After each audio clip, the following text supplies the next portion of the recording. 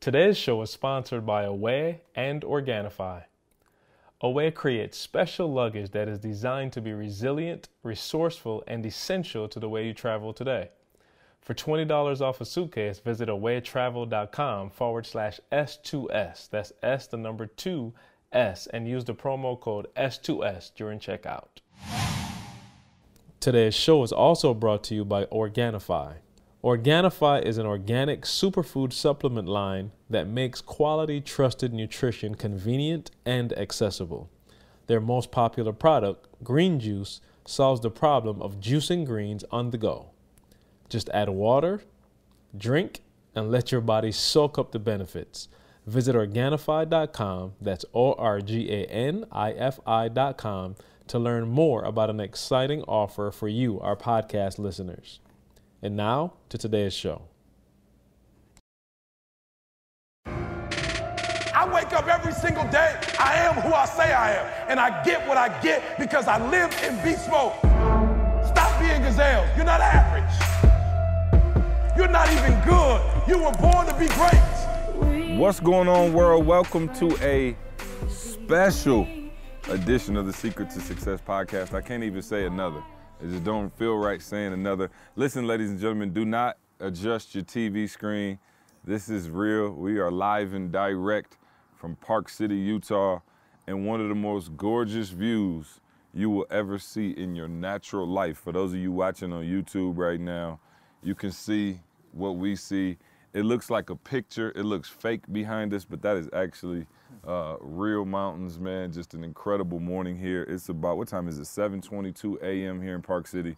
And I mean, seriously, I'm not even trying to gas it. For those of you just listening on your regular headphones, go to YouTube and at least peep the scenery that we're doing this thing from. A hummingbird just flew by my head. I thought it was a wasp.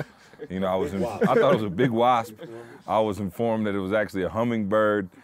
There is a group of deer and moose running by. It is really incredible, man. Just, you know, me being from the Midwest, just flat land, you don't see this, man. And so I've seen some pretty incredible views in my life, but this is one that, takes the cake. So as always, man, I'm joined by Carl Wesley Phillips.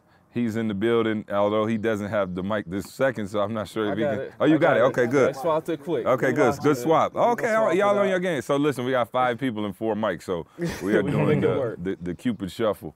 And also, man, we got Dr. Thomas is in the building. He got people running to get him tea. He got insiders on the mountain. With the view.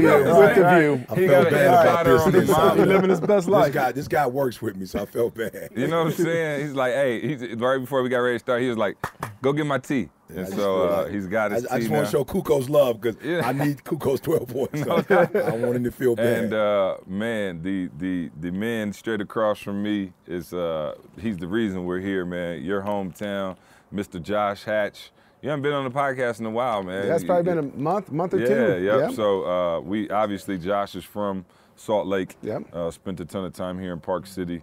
And it's been phenomenal thus far, man, and thank you for having us to you. Yep, thank you for coming. And how does it feel to have everybody out to your kind of hometown? You know what, it's surreal because I've been gone for a long time, so to be able to come back and appreciate the beauty, because now being in South Carolina, you don't see the hills like this anymore either. So to come and see it again with you and have my family out here, and obviously our families are together, I mean, it's just a special time. Yeah, no, absolutely. And we got What's up? man, I don't even know how to introduce. Last time he was on, y'all flooded his inbox and his email. He said, yo, don't ever ask me to come on the podcast again. We have the 9 to 5 Millionaire. That's the book title, so quick promo. Gotta be. Mr. Jamal King. Man, what's going on, man? What's up, brother? Good to have you back on, man. You obviously, man, a ton of people were, super intrigued by your story from the last time. Tell us about the love you were getting and how did that go for you? Hey, man, it's been phenomenal, to say the least. It's been crazy. It seemed like every day Carl would send me a message like, hey, Jay, we got another email, man. Yeah. And he'd be like, you want to reach out to this person? If you don't, I understand. And I say, no, just bring it on, man. So it's been love. A lot How of many people emails do you think you answered? I answered all of them. Yeah, so I would say anywhere from about 50 to 75 at least minimum. Yeah. So hey, I had to stop it. Like literally, I had to reserve it for BU members. It got so much, and I ain't send him all. Yeah. I actually stopped Right. sending. I was like, yo, it's too much. Like it's a full-time job for Mark to get all these. Yeah. Carl was like, man, there's hundreds of emails pouring in, but thank you for responding to our people. That's why we do the podcast, try to get as much information out. I know you helped some people get started in real estate, quite a few people. And now when you come to the conferences, of course, you two are celebrities in your own right. So, you know what I mean? People don't know I gave Mark unlimited home run and pizza. You know, right. No complaints. You ready? Hey, I'm good. I'm running in. I'm telling you. I took care of it. Right. I saw I don't know if E saw him yet, but you brought E some chocolate chip. I got the famous cookies in the car, E. I got the You know what's so cookies. bad about those cookies? Didi don't like them, so Oh, it puts perfect. all the pressure on me. Oh, no Didi doubt. ain't feeling it, so So it's it's like, all D, you. you putting all the pressure on me. Yup, I got a box for you and Carl. Man, They what a sitting in friend the we car. have in Oh, Mark. man. What a friend we have in Mark. No, man. So if you're wondering why we're up here, we had an event yesterday here in Salt Lake, which was incredible, man, over at the University of Utah. Shout out to them for being Beautiful gracious facility. hosts. Yeah. Oh, man, we did the event like in a skybox overlooking the football stadium. Yeah, Just a sweet. beautiful facility. And so it was great, man. And shout out to everybody who came through. And then, of course, we're here on the hillside mansion. Hopefully we can we get some B-roll views of it for them, Jose? Man, we'll get y'all some B-roll. I think he already views, got it. I can but see it in her eyes. We are, right. Yeah, we are here for our mastermind retreat. We have a mastermind. Shout out to all the masters of the game.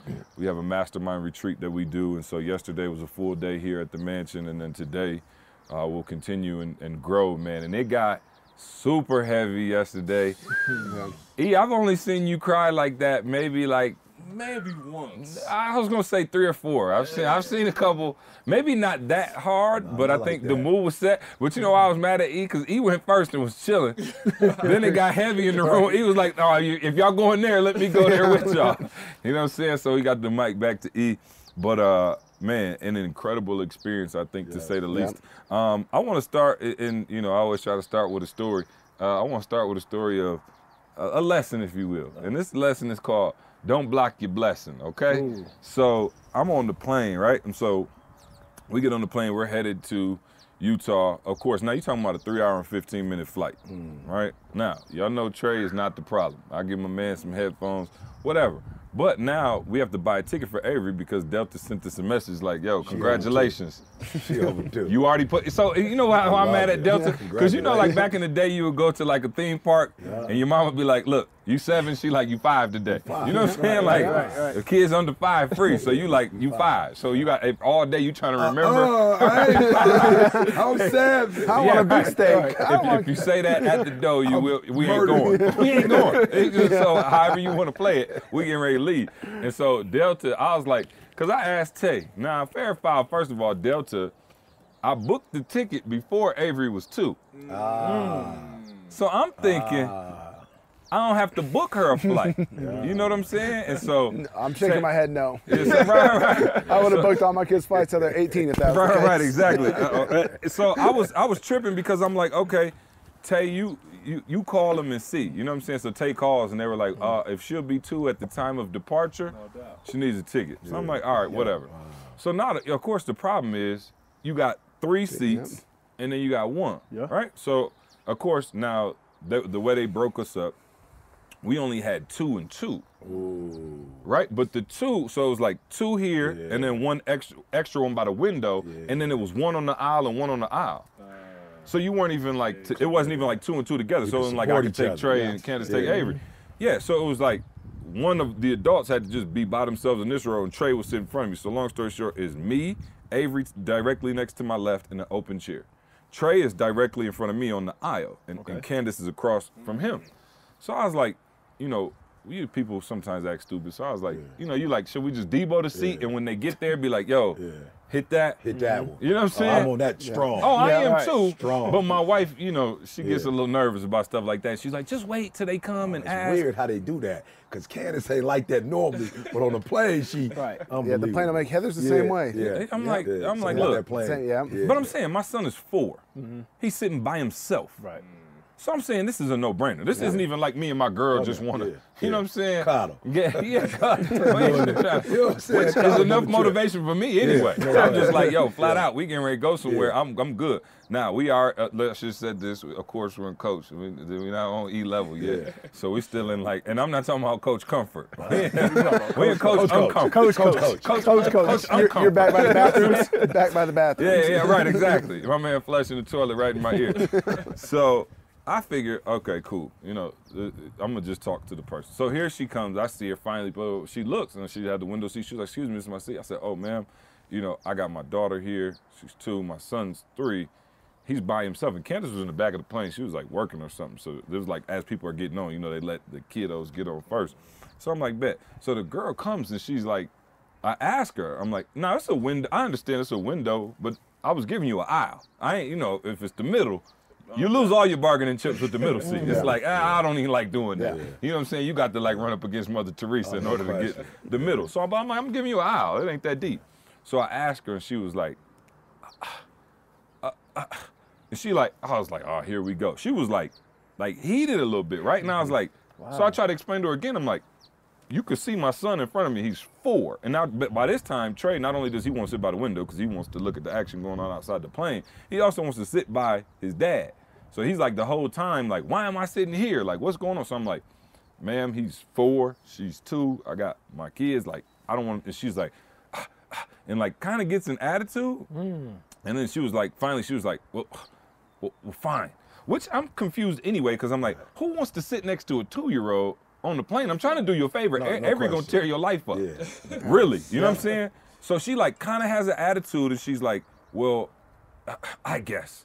And she sits down, right? So she sits down and nobody's sitting in her row yet. So she sits down and probably 5 minutes later, strapping young gentleman, looked like he was in the Navy, had his whole hookup on, you know what I'm saying? Came and sat right next to her. Good looking young guy, looked like they was about the same age. My man sits down, reaches over, shakes her hand.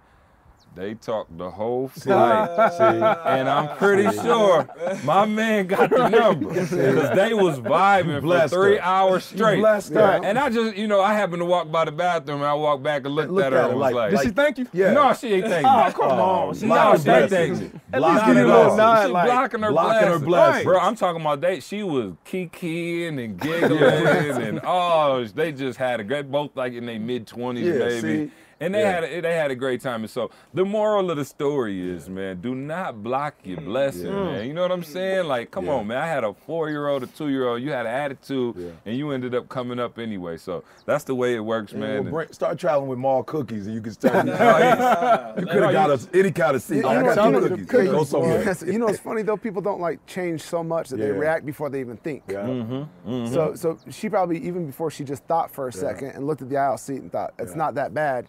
She was just irritated that her change of plans. Right, exactly. And the anticipation that she may have to change seats because you never know when someone's going to ask you. She probably don't have any kids either. Oh, no. Because in a situation like that, when I get on the airplane, I see somebody with families, I'm instant. I go to them. Like, hey, y'all needed this seat. Yeah, because, you know, family, let them stay together. Human I don't nature. want to be They next just don't like I definitely don't want to be next to the baby. I'll try to get away. Right, but not like that. We already found out you don't even want to be at a restaurant where they allow kids to come in. You know what I'm saying? So we are the world. Yeah, I'm good on that. Oh, man. So, yeah, no, that was funny. So we end up getting in all right, man. And I'm excited because I know Maul's family staying for the week. Josh's family's here for the week. So once today is over at 5 o'clock, we're going to go hang with the babies. And I saw the little roller coaster boy coming down. Oh, yeah, it's going down. We got all kind of stuff. You on that going seat? When you say you mean us or the kids? You all. I take pictures. I'll be at the bottom. Yeah, and so let's try to dive in, man, because we got a session starting in not too long. But as I was thinking kind of about, you know, what I wanted to talk about today, just being up here, is kind of your circle. And, you know, no pun intended, we just happen to be around a nice circle. But you guys, you mean the world to me. I mean that, just like, you know, this relationship, these friendships. And I know how much you guys keep me accountable. And the word of the weekend has been legacy, you know, and that, you know, for us, not only in the Salt Lake event, but even here yesterday, we all talked about legacy and kind of like what we thought legacy to be. And, you know, we heard from Carl about Maul's house and the legacy that's going on. You know what I'm saying? The legacy that's going on. You know, I was thinking about, that's why I brought the book this morning, My Secret Superpower, because I was like, maybe Carl gleaned something from the book, you know, since he didn't glean nothing from the crib. No question that. But having a strong circle, you know what I mean? And like how that elevates your game and makes you elevate your game. So just to paint the picture yesterday, Carl is working the sounds and doing what he does at a high level. You know, him and I are going back and forth right before the event. And then I'm like, all right, boom, I'll lead it off. I'll do 30, you know, on the keynote. And then I'm gonna bring Josh and Jamal up. And they came up and just killed it. And then E comes in straight after that and smashes it. And I looked around and I was just like, wow, we got a powerful circle. You know, like, and you think about how this would work, each of us by ourselves.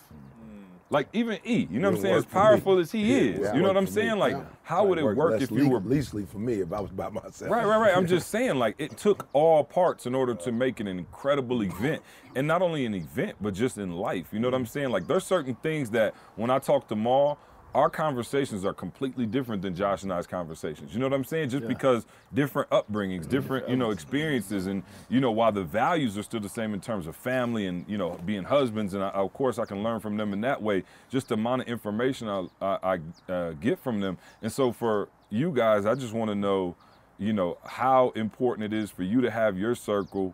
And then for the listeners out there, for those of you who feel like, man, I don't have anybody, and, you know, I listen to the podcast and, you know, I love the relationship that y'all have, you know, the three of us on the podcast every week, and then y'all come on and it's just family. You know, how do you look at, you know, tightening up your circle and things of that nature without maybe losing some relationships, without, you know, having to let people go? Because it's not a situation where you're like, you're not cool enough to be around me, or you're not strong enough, or whatever. And I think the thing that I glean real quick before you guys even go is, you know, this is organic. And sometimes when you operate in your gift, like this happens, you know? So I look at like how all of these relationships came about, and I'll just put a cap on it real quick and I'll shut up. But for me, you know, I was mentoring, I was speaking, I was in my gift. That's what I do. That's how I met Eric Thomas. If I wouldn't have been in my gift and just a regular college student bumming around, my dad would have never been like, yo, go holler at ET. You know what I'm saying? But I was in my gift, and he was like, yo, that's what you do? That's what my son does. He's coming to see you. And then so Carl's in his gift of just serving, right? The chameleon. Carl's just like, yo, I want to be a part. I want to serve. I want to be a blessing however I can. Carl just comes up to the office, right? Josh, in his gift, being an exec, doing what he does, trying to better his staff and his community, says, yo, I'm going to reach out to the best speaker in the world because I want to pour into my staff, in his gift, right? Just hire E, boom, the relationship starts there. Obviously, you know, it's history from there. Maul, you, by using your gift of real estate, of being, you know, a police officer, a family man, bringing people to the conference, coming to all the conferences, right? And you end up just, you know, weaving your way. More conferences than I did. Yeah, Maul had his own I was putting the numbers together. I was like, shoot, he did more conferences than me. Yeah, no, and not only coming, but bringing people with you, and like, you know, just being in your gift, using your gift, and even trying to better your family and your legacy. Like, here's Maul, who, like I said, is, you know, millions of dollars in real estate, killing the game, beautiful house, beautiful wife, kids, marriage on point. You know what I'm saying? Like, Maul never came to me and was like, see, you know, I'm really struggling. That's why we come to the marriage conference. He like, our marriage is phenomenal. They got matching T-shirts on, but he's in his gift, and he came around, and now you see Maul on the podcast and speaking on stage and getting his keynote together and people reaching out. And so, like, I say that to say this is organic. And I think when you operate in your gift, you'll find that. And so if you're not operating your gift and you haven't found your circle of those people, ask yourself, why am I not operating in my gift, and how can I start operating in my gift to get to that next level? So I'll start with Maul and then Josh, you know, our guest here on the podcast, and you guys kind of tell us what, you know, this circle has meant to you and how you found yourself in the circle, and kind of what it means for taking yourself, even though you guys are super high level guys, to an even higher level. Yeah, well, you know, like we always say, see, iron sharpens iron. Yeah. Plastic can't sharpen iron. Yeah. You know, you have to find other iron to sharpen your iron. And I think sometimes in Chicago, man, I remember my problem was I found myself hanging around plastic. I found myself hanging around glass. I wasn't hanging around other iron. And that's why I would come to the conferences. I would step outside of my circle. Not only step outside my circle, I step outside my city just so I could find other brothers. I was trying to find that other kind of iron where I can relate to and say, hey, you know, you can show me something, let me show you something. And then when I found that with you guys, man, it was like, okay, I got to get more of this. And that's why, man, every chance I got, I would come to every single conference, even if it was the same conference, right? I'll be like, look, I just got to get more of this. I just got to be around these like-minded people because, you know, I wasn't getting this back home in Chicago. You know, I was feeling unfulfilled, man. And so every time I would come up. What specifically, though, Mar? Like, what were you feeling? Because you had the house, you got the cars. You know, you got the family. Yeah, but that's like everything. But that's all materialistic. You know, I mean, it was good. Don't get me wrong. I got the house and the car and things like that. But that was more for the exposure, the mindset of my family. That was so that they can know that anything is possible. But the fulfillment of a man, the fulfillment of brotherhood, I wasn't getting that at home. And money can't buy that. Yeah. You know, that's the one thing that money can't buy. So when I was coming around and then when me and you started talking, it was like, man, this guy here, he sounded like me. He's sharpening my iron. Right. You know, you would call me up and be like, hey, Jay, you would call me at the craziest times too. And just be like, sorry about that. At the craziest Jamal times, is the by the only way. one in my whole circle who got a job. So I always forget. I'm like, yeah, 2 o'clock in the afternoon, what's up? I'll be like, see, you know, I'm out here, please, you know. And he like, oh, okay, can you talk? And I'm like, you know what? Hey, let's go. And so I'll pull off to the side, you know, grab a pen and pad, and we get to talking. And it was crazy because we wouldn't even talk about business. Yeah, nah. You would just start talking about family. Yeah. You know, hey, how the kids doing? How Camille doing? You know, I would talk about Candace and the kids. You know, we would talk about, you know, life. You would ask me about my brother and family situations. I would ask you about your brother and family situations. So that's what Iron Sharpens Iron is. You know, we didn't start talking financial and business and things like that till later on in the relationship. You know, absolutely. So same thing with Carl. Same thing with E. E gave me his number.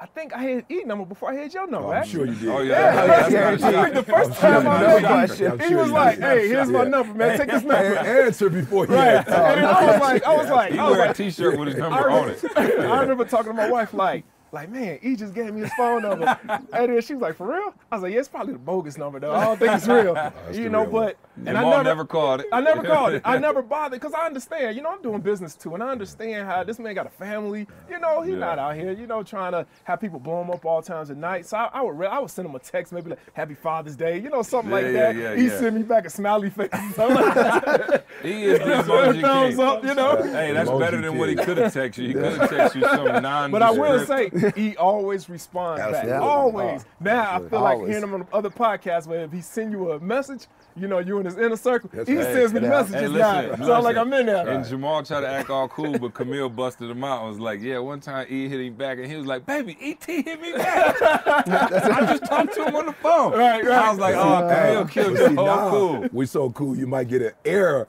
text from me. Oh, yeah. You wouldn't have got that before. Yeah, I got a little bit. I ain't gonna say that. You wouldn't have got that when we were family. Right. And actually, I got a video text not too long ago. He hit the busted window. Even though I was in Mexico, I still responded back. I was like, hey, you need me to send somebody your way, you know, things. But that's what that Iron Sharpens Iron is about, man. Anytime he come to Chicago, you know, it's relationship now. You know, Josh is the same thing, man. So, you know, sometimes you got to step outside your circle. I be looking sometimes on Instagram with E, and I'm always hearing people say, when are you coming to this place? When you coming to that place? I never wanted him to come to Chicago. I was going wherever he was at. You gotta go to what they at. You gotta go to where the place is, man. And so that's what it was for me, bro. No, speaking of Iron Sharpens Iron, Maul always says some stuff that, you know how you got friends who got means, and he like, okay, that just went over my head.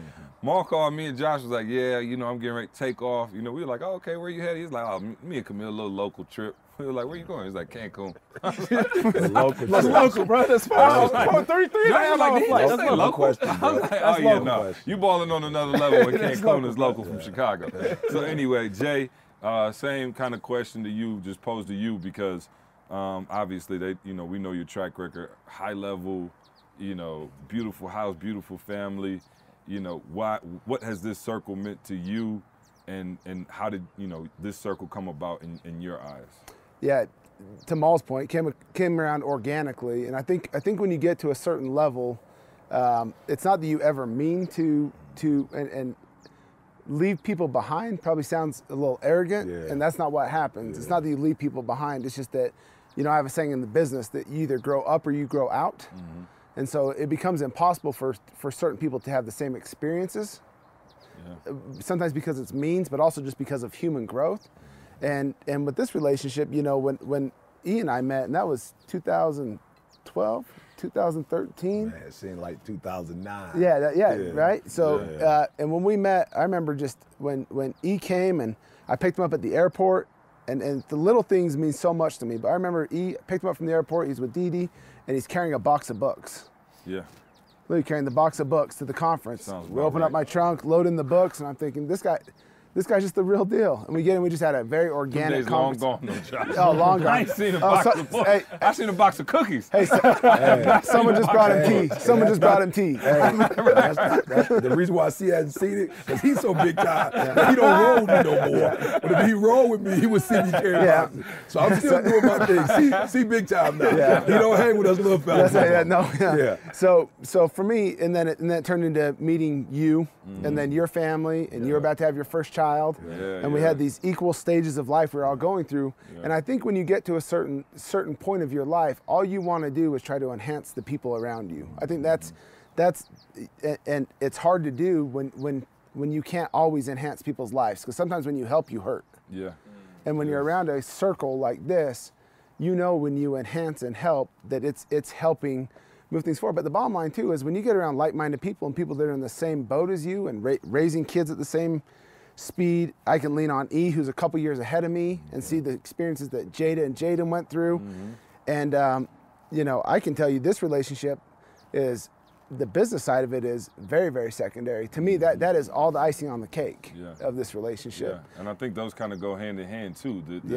The closeness of the friendships, you know, lean for just, you know, excellent business as we have some sprinklers go off and almost take out our camera crew. You know what I mean, though? Yeah, oh, absolutely. It's the closeness of the friendship and the trust that we have that allows us to do incredible business together. And you know, we're building a multi-million-dollar sales-based solar company right now, and you help a ton on it. And you always say, you know, I wish I could do more. And when you're around high-level people, you don't need to do a lot to do a lot.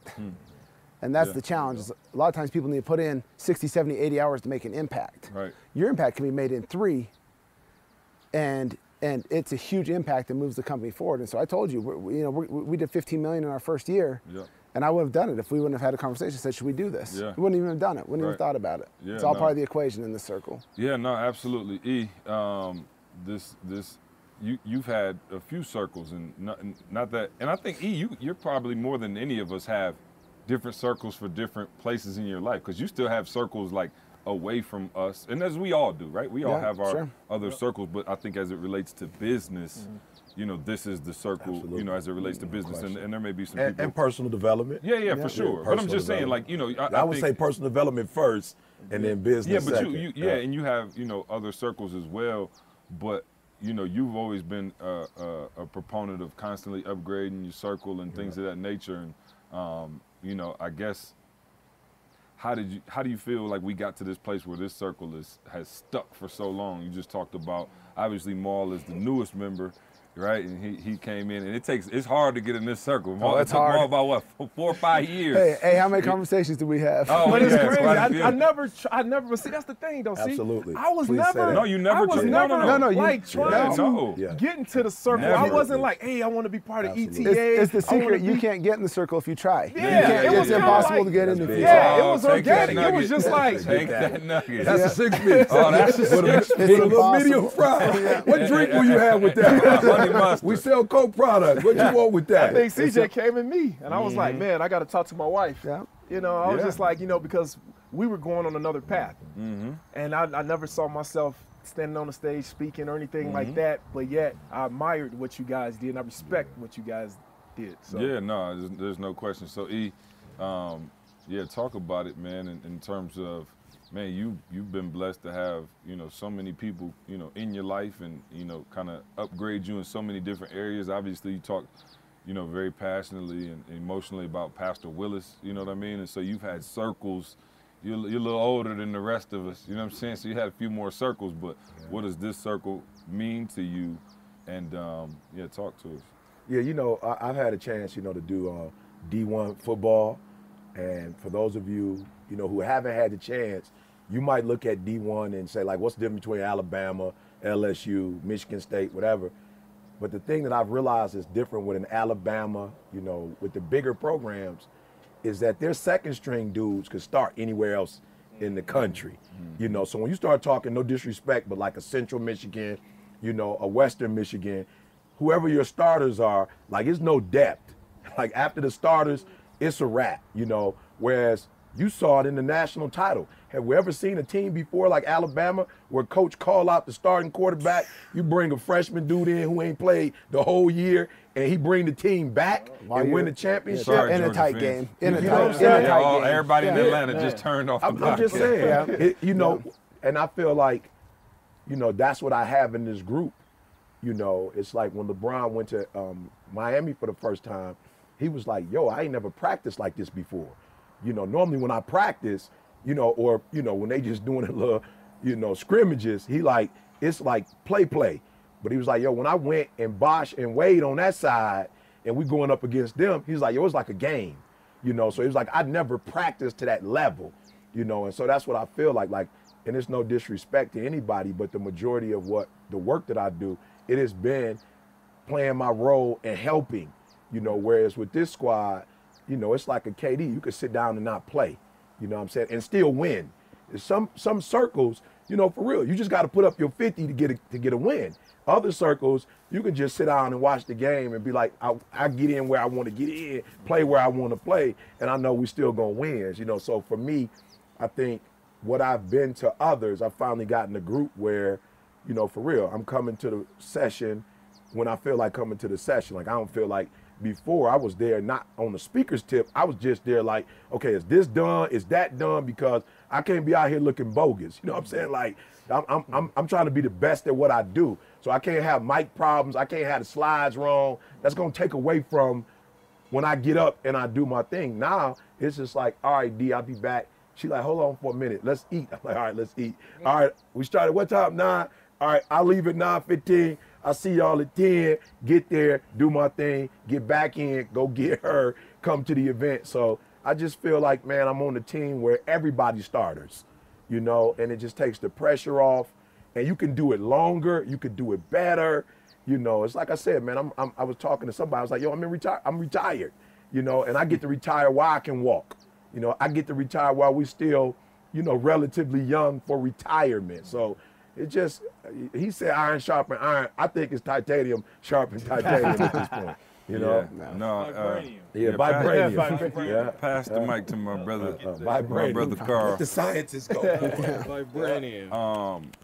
And Carl, I really wanted to bring you in on this because I think like probably more than any year, and I could be wrong, I don't want to speak for you, I've seen, you've always been a hard worker. I've seen your mindset of what's possible transform so much. Obviously, you know, mostly in part to Jamal. You know, it's just, you know what I'm saying? And I heard you and Tommy was laughing at me on the podcast too when I was asking him, did he get anything from my house? You know, I went and bought me a logo. No, I'm not, bro. Y'all think, hold on, I'm about to show you. Put it on all the glass I got one just because Carl made me feel so bad. Hey, so I went and got a logo. Here, let me pull it up. Hey, man, hold on. It's not a logo. It's a family crest. Okay, I got a crest.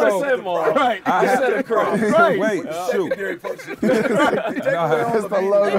What happened to the crest? I had a picture of the crest. Oh, wait. Hey, those little. Also, did you have to do this? I might have took it on my wife's phone. So he made this one up on his own. Yeah, No. Logo. Shoot. Hey, Carl, tell him those little stick figures in the back of the Suburban. That is not a family crest. Anyone can have those. I'm about to text my wife right now and tell. I think I took it on her phone because I'm gonna show it. You know what I'm saying? I've been inspired. So no. Yeah, no, right.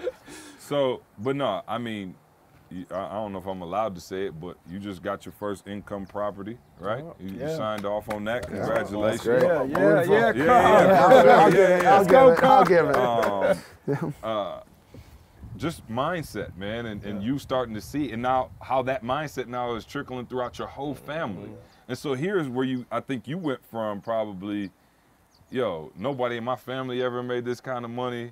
You know, you making 6 figures, like you holding it down, and I think you kind of saw that as like, we good. And then what has being around this circle done for you to just be like, okay, I'm not even near? Whereas most people, right? Like, I mean, similar circumstances to us, like middle class families, like I thought if you made 6 figures, I thought you were like, that's it. I was like, oh, you make 100,000 on the dot. You can never spend it. You can never spend it. You can right? retire Back in the day forever. in high And school. I think, I probably grasped the mentality a little bit sooner than you did of like, oh, okay, no, we gotta go for everything that's out there for us. But Say that now, one more time, it's slower. what did I You say? gotta go for Oh yeah, everything. everything that's out there for us. I don't want anybody that's anybody else's. Just like whatever I'm capable of, I want to get the most out of that. Yeah. And I think I got that mindset a while back. And I think mostly from E, because I started watching E get insiders and fly first class, and I was like, oh, okay, no, we own it. And so, but here's the thing, I didn't ask E to give it to me, and I think it was crazy. Somebody the other day was like, oh, I was talking to somebody and they were like, oh, I knew who I was talking to. I'm not gonna say his name, but he was asking me like, oh yeah, because they were trying to get you to come speak somewhere, and I was like, well, it was like, well, you can make a nice little check off that too, and I was like, I don't make any money off you speaking, and they were like, what? They were like, but you, I was like, not a dime. I was like, I never asked. That's his. I never asked for that. And so, for me, I saw E and like, oh, okay, E's going, right? And so I'm like, okay, let me get things going. And I think you kind of were like, I'm still going to play this role of like support. And now I'm seeing your mentality like, bro, I'm so proud of you, man. When you told me you closed on the house, I was like, that's so big for Carl, who's like so risk averse and like, and not trying to rock the boat or really make any moves like that. And so talk to us about how this has contributed to that. And like when we say that, you always hear that, like upgrade your circle. But I'm like, yo, it's so important because like now you have an income property. You're gonna have a property that Jesse and Jordan are gonna be able to take and have forever. Like think about that, bro. Like really think about that. They'll have that property when you die. Legacy. There's a legacy piece. So talk to us about how that changed. With the crest. With the crest. I'm texting Candace right now. Look at that Right. crest. It's not a logo. He worked hard to so- make it. so crest. Inspiration goes back. Sorry, Carl. Oh, you good. Let me start here. He's still So looking forward to it. No, I'm looking texting for his Candace. logo. he gotta find it. So I'll start here. For me, and I'll share a story and tie it in after. I remember as a kid, my parents took me to like a children's home for the first time. I remember going there, and I remember the feeling of like realizing that these people don't have what I have access to. They don't have 2 parents. You know what I mean? They don't have like a solid schedule. They don't have regular life as I knew it. And that thing impacted me for life. Like I'm envisioning walking into that room now. I was probably 12 years old or something. I don't remember. But I remember walking in there thinking like, man, like we got to be able to help people. Like we have to be able to help people. So you fast forward and like that's still something that's near and dear to my heart. So when you talk about the circle, it's a circle of service. Everybody here is looking to help people. You know what I'm saying? Like it's nobody in this circle. And again, connecting with E first, it's like this is somebody that was out doing everything I could think about. Like I want to help people, but before I could think about helping, like he already got stuff for me that I ain't even thought that I needed, and they're providing for me. I'm like, whoa. Like, so he poured into me and my family first. And I'm like, yo, this is like something that I can't let go. First of all, I can't let it go. But how do I get other people exposed to it? You know what I mean? That was the thing. Like, yo, again, my sister and my wife and I will talk about like her family sometimes, and we'll talk like, man, like they're not exposed to it. As we speak now, my wife's family just flew from Barbados last night to spend a couple weeks with us. I'm like, man, I just got to get them exposed to it because I want to help them, want them to see this. And to what C just said, everything that I did coming in, the chameleon nature and all that, it got me to a point where like I could serve, but it didn't get me to the point where I could help other people. Yeah. You know what I mean? It was like a level, I got to the point where, and this was gratifying to me, but like I want to be able to help people on a much bigger scale. And both of y'all, so see, I get it for you. We talked about it, but the conversation that you two had that you shared with me when you first moved was like, man, if I'm not living to my fullest potential. And we about to go there. That was my next segue, but go If for we it. not living to our fullest potential, like it's a disservice to everybody around us because now we're giving them the excuse to live as ordinary as they want to. But we stretch ourselves and be able to accomplish things that look impossible. You know what I'm saying? that look impossible to people. It's like, man, like, oh, if he can do it for real, like if Jamal can do it for real, like if Josh can do it, if CJ can do it, everybody from I'm completely different lifestyles here. You know what I'm saying? Different parts of the world. And if they can do it, like it ain't magical. It's they put some work in, you know what I mean? Like they really found like just the avenue that they can like lock into, and hear what I'm saying? Lock into something, push past what's comfortable and get it done.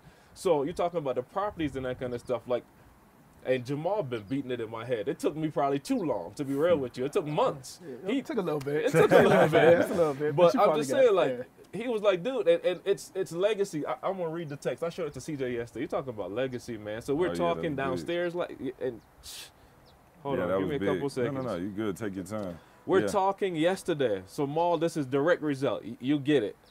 My wife texts me and says, this is exactly verbatim what your daughter just said. She's like, I'm typing what she said, so I'm reading it. Daddy, I want you to see me when you come back, and I will have you give me 100 kisses. When you come home, I hope you and me will have a great relationship every day. 3-year-old daughter, y'all. I will trust in my favorite daddy. I love you.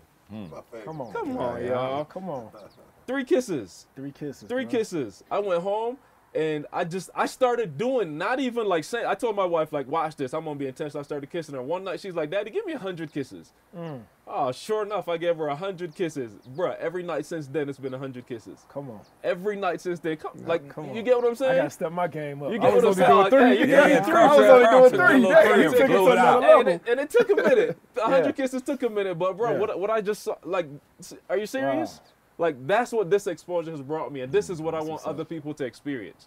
So I can't stay here. Like, I got to get myself in a position where, and Maul said something deep to me, too. He's like, dude, not that finances is deep, but it's going to do something with your confidence, too.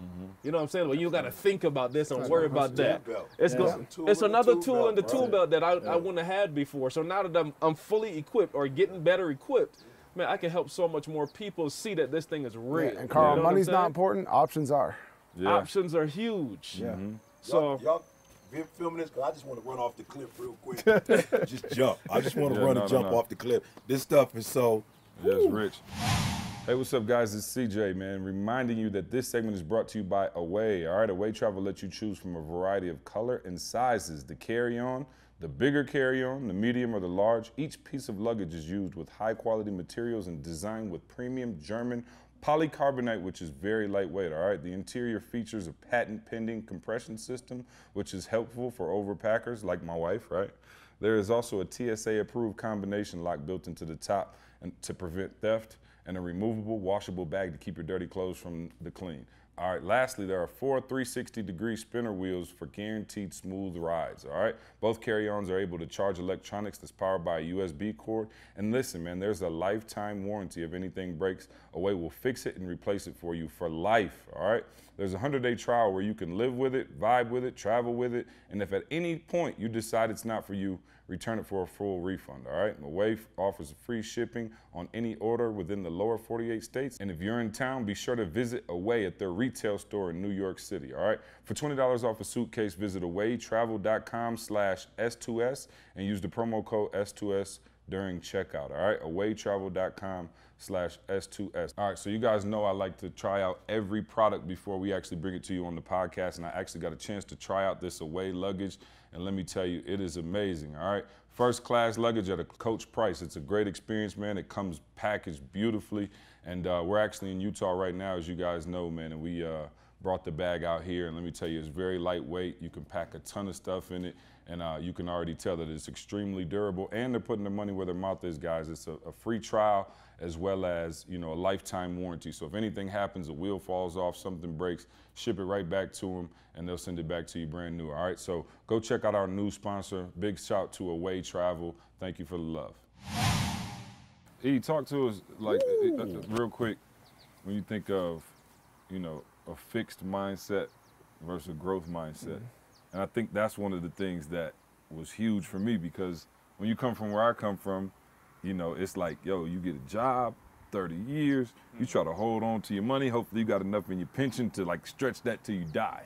You know, and so you don't really think of, you know, that growth of like, oh, we're going to have more than this next year. You know, it's always like, oh, let me hold on to what I got. You know what I mean? And like, so being around, you know, individuals who have, you know, a growth mindset of like, Josh, like, oh yeah, no, we about to go out to Utah. He's like, oh yeah, come on now.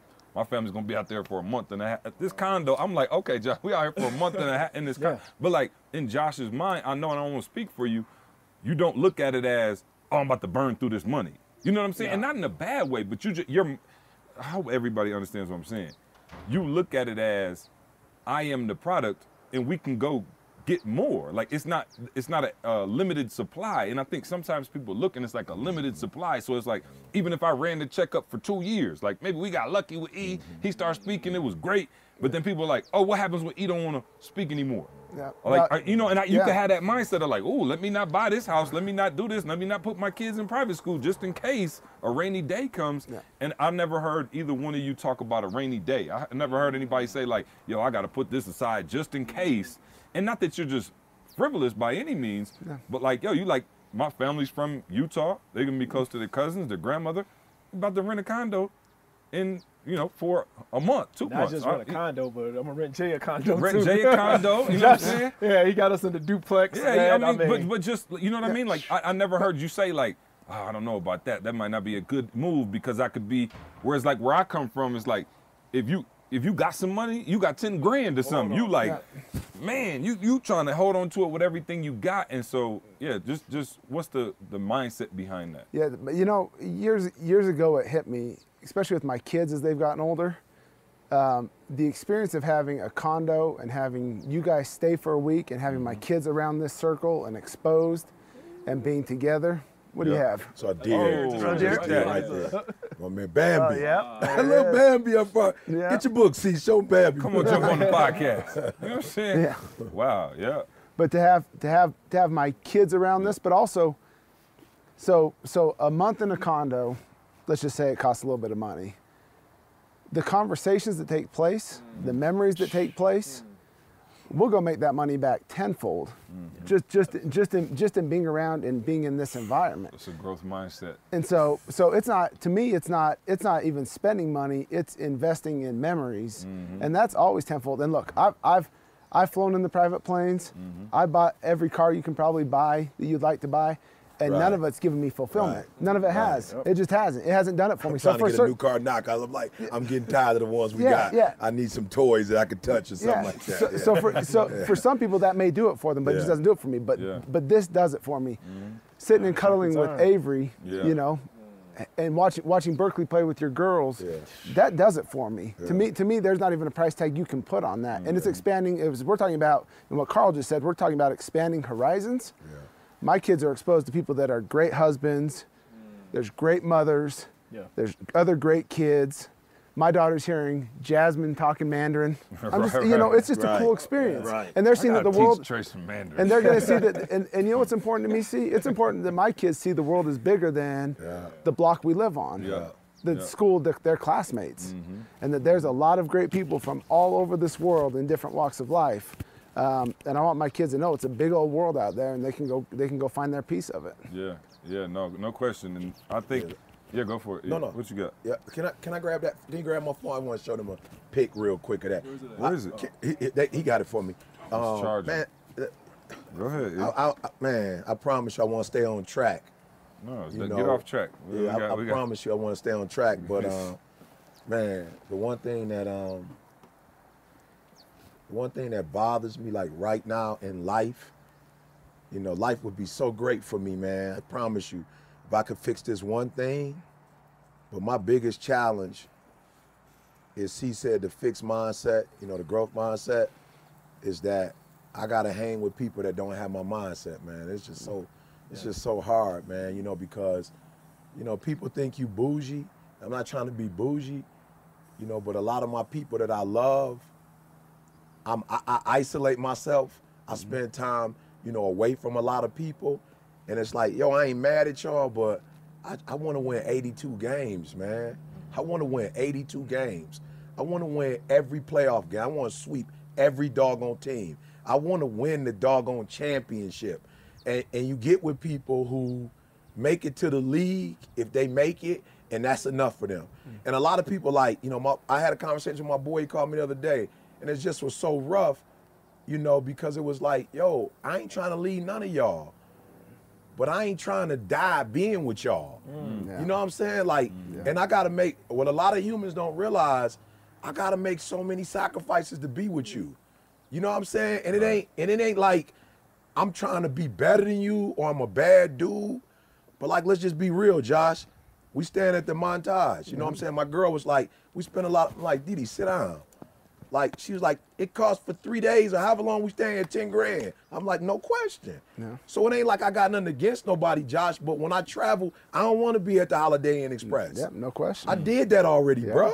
I paid my dues. Yep. I stayed in the Motel 6, bruh. I was in the La Quinta. When I first started speaking, I was with you.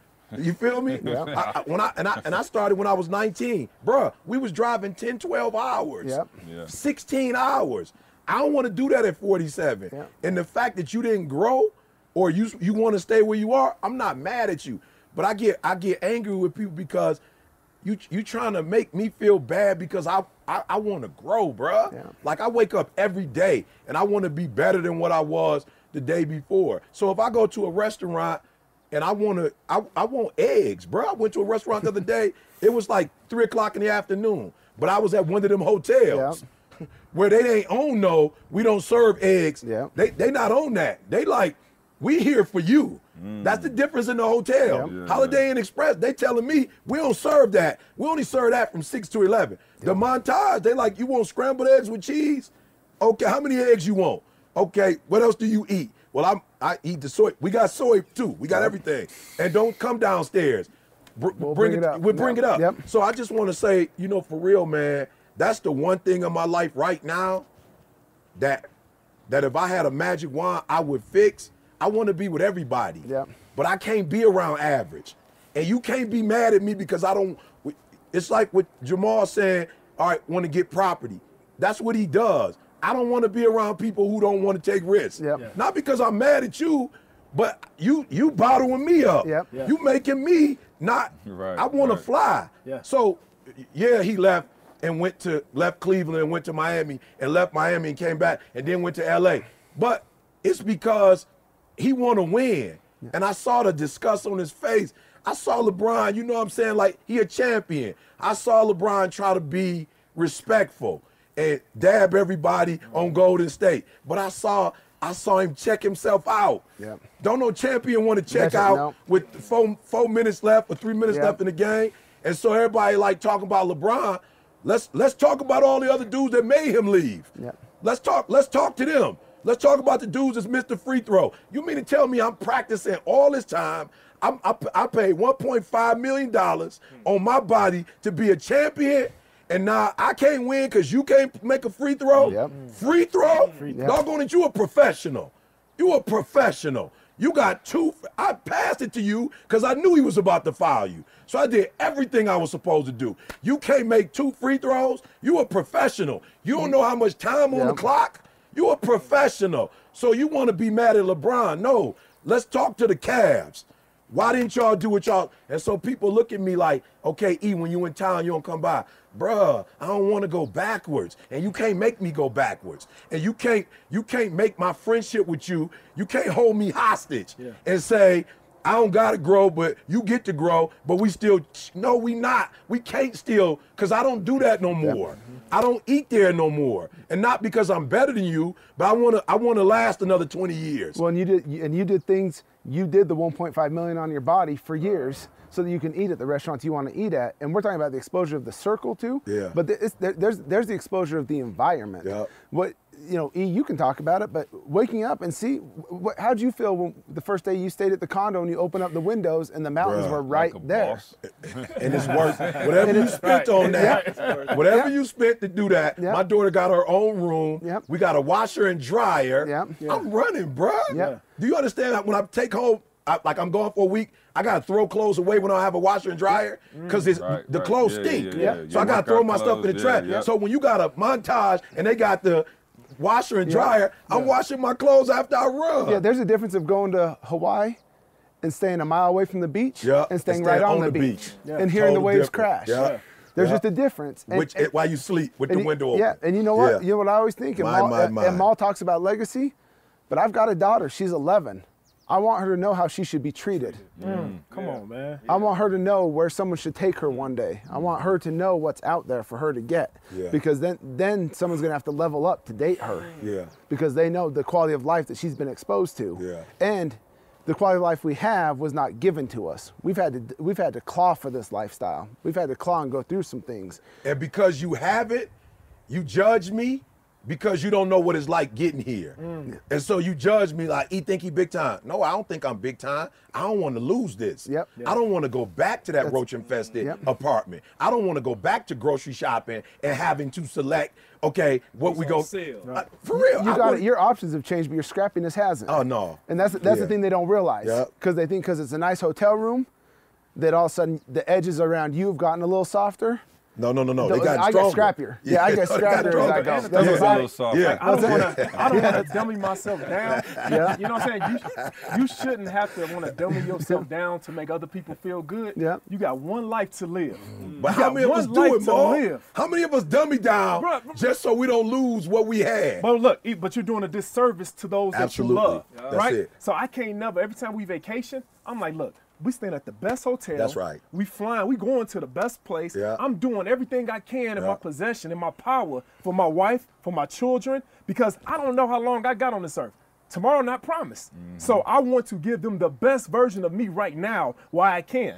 As opposed to saying, hey, I'm just going to, make everybody else in my circle feel good, so we're going to stay at the Holiday Inn or the Budget Inn. And Maul, no, I'm not doing that. And Maul, I'm not doing that. And you want Carl to come stay at your house to be exposed. I'm not going to invite your family to Park City to stay at the Holiday Inn. It's not going to happen. I have too much respect for your family, your kids, and that's part of your circle is looking out for each other and trying to expand the horizons. I got teary-eyed last night thinking of all the kids on the mountain riding the slides down together and having this, and knowing it's their first experience seeing these mountains. And now Trey's going to go back, and there's no human I've ever met that loves life as much as Trey. And he's going to go back and he's going to be talking about these memories forever. That was my pick I wanted to show right there. That's my pick of the whole hookup right there. That's my pick. I walk in. I'm going to show, hey, we'll put this pick up on the podcast. I walk in. And then we'll put the pick of Huddy and Avery up on the podcast. Yeah, he like, got that. And I'm like, holding like, okay, cool. Down, his legs like, I'm like, bro, I'm like, that's it. Like, I'm thinking you ready to, like, you just want to keep me for a second. He like, no, goddamn, let me show you where we were swimming at. And I'm looking like, wow, you 3. I'm sorry, he's not 3. How old is he? I said Trey? 3. How old is he? On YouTube. Yep, 4 now. So I said, Trey, what are you doing? He like, I want you to see the pool that I was at. And we was just pointing to the pool, and I'm just sitting there like, yo, a 4-year-old, there's no way he's not gonna be successful, and not only does he have his dad, he's got all the people that his dad looks up to, and he's getting that opportunity. I'm just thinking, not having my biological father, I'm looking at Trey like, not only do you miss not having that, but you miss not having that village that comes with being connected, to your people, so so for real, y'all listening, when you talked about Carl, I just remember when I told Carl when, he was looking at the house, I was just like, Carl, I'm just gonna be real with you. What I've learned in life, get what you don't think you can afford. Don't get what you can afford, bruh, because that's not gonna stretch you. That's not gonna make you do nothing. Which is the complete opposite of everything I was taught as a child. So you know what I'm saying? So that's live within your means. But that's don't try to go we're not too talking far. about balling and being irresponsible, but you learn to play it safe. No. You what you just said is 100% accurate. So I'll tell people, especially, and we run a sales-based company, I'll say, you don't have enough on the plate. It doesn't motivate you. You don't say that one more time. You don't have enough on your plate. There's no reason for you to work hard.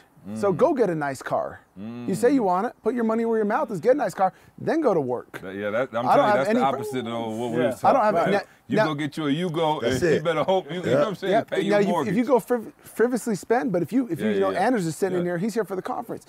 If Anders wanted to buy $1 million house right now, he could. And I would tell Anders, go get it if that's what you want, because it will inspire and push you. But we grew up, it was get a starter house. You know, get yourself a starter house. You know, don't get nothing. Get a starter house. I remember telling people. My first house was a 4,000 square foot Greystone. Yeah. And then I remember everybody saying, "Hey man, you supposed to got a starter house." I said, "This is my starter house." That's it. It's a difference. This is my starter house. That's right. Yep. I'm about to run off. Are you taping? I'm about to run off the cliff. According to you. This time for real. Hey. Just tape it though. I want them to see me die. I think I might have told you this, Carl. According to your faith, be it unto you. That's meaning it. according to what That's you it. believe is possible. No, So and just then- because you, No, no. hey, don't jump. Put it on Facebook Live. I'm telling you, you get more hits. He died a happy man. No, I'm telling you, yeah, no. what you think is possible. Yeah. No, you know what's crazy too? Remember we were driving through Buckhead for our last retreat. Yeah. And them cribs over there, obviously just crazy. And I was like, it's cool though, because now Mall got the 18,000 square foot. We got gyms, sports bars, About to do a movie tennis. theaters. They about to do a tennis I spoke courts. it the other day. Everything. About to do a tennis they court. told you. I told the girls. I said to Maul, I was like, he was like, man, I'm gonna have to give me one of these. I was like, man, you already built your dream house. He was like, careful, that was my dream house 3 years ago. Right. Yeah. Right. Yeah, it From the keeps starter going. house to I'm like, the next house, Maul, you just gonna have to just knock out all these trees and just make it Let's the do whole it. But even house. y'all did the Atlanta one first. Yep. We walked in, thought that was something. Yeah. 3 months later, we're in Utah. We probably gonna have to go to fourth with heaven. We're gonna take everybody to the kingdom. I'm saying, Take me the pearly gates to the king. But here's the thing on a business side, this crazy scene, we've talked about this a bunch, is we've all been able to do something at a certain level individually. Yeah. And now it's time to see what happens collectively. Yeah. And that's where it gets, Yeah. from a fun standpoint, scary. Yep. Because when you have this much talent and everyone's been able to hunt and eat on their own at a high level, and then you get collective, but no one's selfish and no one has any ulterior motives, and everyone Golden just State, wants to bro. win. Yep. It's gonna be hard to stop them. Yeah, and so what happens is every opportunity isn't life or death. Yeah. Yeah. Right. Because You're not desperate. You're not desperate. Right. And so you Right, pick the right. ones you want. And someone said it yesterday at the conference about, is Carlton. Carlton asked about contracts. Yes. The thing is, and you talked about legacy, when you get to a legacy point of even business, you just choose who you work with. So, and he talked about at the conference, he doesn't move unless he wants to move. And that's the ultimate thing in life is freedom. And when you have a circle like this, you have a sense of freedom because you think clear, you move clear, you don't panic, you can vet your ideas. But also, if one idea doesn't work or one business doesn't work, it's not death. Yep. You just Yeah, then you're readjust gonna and have go to count get on it. Go for it, Carl. I'm sorry. Hold on, Carl. You can I get ain't saying that. And you get okay. cookies. That was important, though. Right, But I right. was gonna say, Josh, I want to talk to those people out there who are afraid to be in the crew. Yeah. Because it could be, depending on your ego, Yeah. it could be threatening. And like Sure. I told somebody, I think I said it during the conference yesterday, you got to see it differently. You got to see when somebody is as strong or stronger than you, you got to see it as offense, defense, special teams. Like you can't see it as boxing and you going, no, you're not. You got a Ray Lewis on defense. You should be excited about having Ray Lewis on defense. That means you're going to get the ball. You're going to have the ball in your hand a lot more than if you're playing on a team that only has a strong offense, but their defense is whack. But when you got teams that's got both, and then you got a special teams, that means that this fire offense is always going to be positioned at the 35, 40. Yeah. So you're going to kill them. You never, like I look at the Lions, there are times when we get the ball at the 5-yard line. That's a lot to ask a man to go 95 yards every single doggone time. You ain't got we ain't had a running back really since Barry Sanders. So you are asking the quarterback to do everything. I'm not stupid. What am I gonna do? We gon' put all 9 on top of y'all. Yeah. Why? Because you ain't got we gonna blitz every time. We gonna play your wide receivers tight. But if you got a Barry Cowboys, you got a Troy Aikman, Emmitt Smith, what was the receiver name? Michael Irvin. Deion. Then you got Deion on defense. Bruh, it's a nightmare waiting to What's happen. the best O-line? Yep. What's the best O-line to go with it? What, Ken Come on. Norton Jr. at linebacker? You understand what I'm saying? Right. And so there are a lot of you out there who want to be on the solo. Bruh, you're going to be good at best on the solo. Yep. But when you get with a squad, not only are you going, let me tell y'all what's so deep about my life now. A lot of y'all looking at me like, yo, E, man, you on fire. But watch this. I'm on fire and don't have to work a tenth of how hard I had to work before. You understand what I'm saying? So we getting better production. I'm sweeter because I'm getting to chill. I don't got to worry about this, worry about that, and I'm unleashing. Y'all hear it on the podcast for the first time. As a flamingo, I couldn't say nothing for a whole month, but I got Regina hit me this morning. I have a course, Josh, that is about to murder the earth. And the mastermind stuff we doing, people who are afraid to jump, I got something in the middle that's going to give them an opportunity to kind of play with what we doing here and then eventually hit the mastermind piece. Because I realized when I saw it, like I was at the montage yesterday, and what hurt me most, Maul, I looked, Didi was like, this is, you know, Jada was like, Dad, this is wow, look at the mountain. And they was like, what's wrong, Dad? I was like, it ain't enough people from the south side of Chicago here. I'm like, I love it, but I don't see nobody from the west side of Chicago here. I don't see nobody from the west side of Detroit here. I don't see the east side here. I don't see none of my people at the montage. I'm like, sweetheart, we got to fix that. So I'm like, yep, I got a course, because a lot of people are scared to make that big mastermind jump. They should be here, but they looking at the money and saying, so I'm like, okay, Josh, I just created, and let me tell y'all something. I would have never been able to create this program with the professors I know, the people that I know, had I still had to be on the phone talking about, did we do this with the shirts? Is that, or with that taken care of, that taken care, do we have this? So because I don't have to, listen to me, I need y'all to listen, because I don't have to do the day-to-day stuff now, I'm about to create some flamingo stuff that the world is about to be like, I need to be on that, ET. You know, so not only am I putting up the points, I'm telling y'all, I'm relaxed. I'm in relaxed mode. We played Mafia yesterday. If you haven't been introduced to the game, get with Breed University, become a part. But we playing Mafia, and I got my road dog, because I know they don't know how to play it without her. I got Didi there, and Didi down there doing her thing, and I'm just sitting here saying, yo, we 40-something retired. We 40-something retired playing games. Ice-breaking games at a doggone mastermind. So I'm telling y'all, if you're doing it by yourself, you're really not doing it. Stop let your ego go. Don't be afraid that if you get with other people, that's gonna make you less. You're actually gonna get more, and you're gonna have to do way less work to get the same production you've been getting before. And can I just say real quick, Barry Sanders. Barry had to quit the game because Barry had to lead the game, Josh. And Megatron. I'm talking about, and Megatron left the game, the best of the best, because they had to do so much, Josh, that at some point they just threw their hands up. Emmitt Smith should not, no disrespect to you, Emmitt Smith. I know you hearing this, but Barry Sanders was about 18 yards away from being the best running back ever, but just, I can't do this. Whereas Emmitt was it took him maybe 2 or 3 years after Barry retired, but he had the O-line, he had the offense, he had the defense, and so please, y'all, stop doing it alone. Get with the mega team and take your life and your family and take it to the whole nother level. And the scary part about running solo too is you think you're better than you are. That's the iron sharpens iron part. It's crazy how many people sit in the mirror and think they're better than they are because they never go out and test it against anybody or anything. So you start getting around people and you actually find out where your blind spots are, which is healthy. You find out where you're not as good as you think you are. And that's the only way you get better. Can we talk blind spots real quick? Just being in this crew, what's one thing you like that you never thought you needed to work on that you like, I might need to work on that right there. Or I was sweet here, but maybe I need to take this to a whole nother level. You talked about blind spots. Anything you guys could think of. I got mine if y'all want me to go first. I got mine if y'all. Josh, I'm so perfect. I'm just like, well, everybody under this seat. You know what I'm saying? I'm like, all right, everybody under this seat. Well, you know what? I'll say my blind spot. I would say my blind spot has been, in Chicago, I'm murdering it in my field. So I'm more local, right? Talking with you guys, being around you guys, Josh talking about, the solar thing, they expand into North Carolina, different states.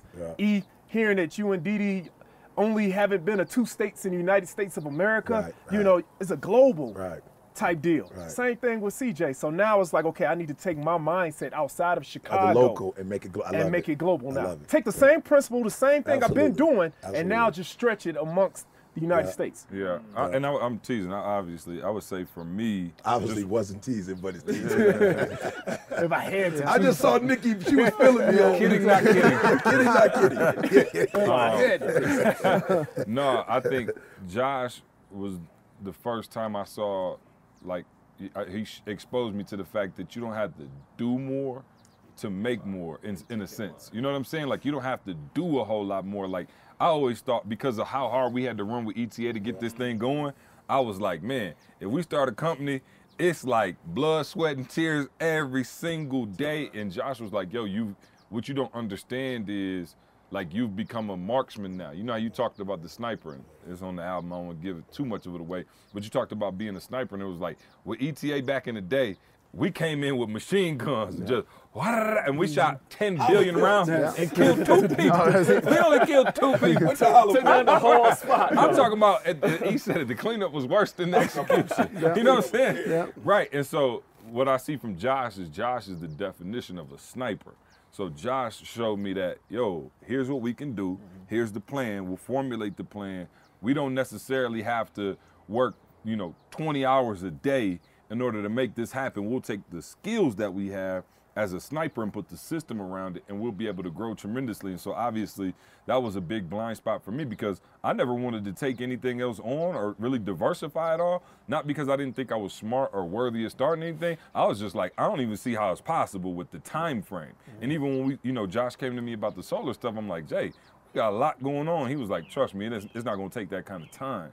And so I just learned, I think my blind spot was, there are other avenues in which you can create revenue, in which you can, hire. I mean, we got 20-some people that we've been able to hire. We got 6 kids in their, 6 or 7 kids in their 20s making 6 figures. Like, we're giving opportunities. I just never saw that possible without, like, emptying the bucket on every single given turn. And so that was a huge blind spot that I had, that Josh was like, boom. So now I'm looking at other things like, wow. And of course, Jamal with the real estate, like, we got a property now, you know what I'm saying? Like, we got, and just how easy it was, and how we're able to just put this there. And, Maul, like, I've been by the house one time, he shot me and Josh some pictures. He like, cool, we'll flip this one, we on to the next. So it's just like, you see how you can seriously make this huge impact without having to, you know what I'm saying, necessarily run yourself ragged. And so that was a huge blind spot. How fun is it just on the drive here today when we said we were driving up here and we said, let's get a lake house. Yeah. Oh yeah. But it's not lake house like, let's get a lake house and let's throw it out there in a dream. Oh, no, it's like, no. Hey, let's get a lake house. Yeah, right? yeah. And just put in the work and get it done. 100%. Yeah, no question. So yeah, I think that was it for me. Just that blind spot was, that particular piece. I mean, that's hardcore where I was going. You have to work hard. Let me put it like that. Yeah, of course. You have to work hard. But working hard is not what's going to sustain you getting there. And that's the biggest thing for me. Because again, I'm telling y'all, that's who we are, really, just hard workers.